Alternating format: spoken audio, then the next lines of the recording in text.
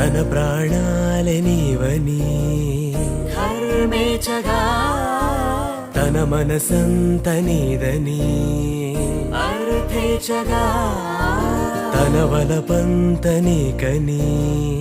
కామేచగా అవధులు లేని ప్రేమకై మోక్షేచగా మూడు ముళ్ళతో 7 అడుగుల అగ్ని సాక్షిగా ఇద్దరు ఒకటిగా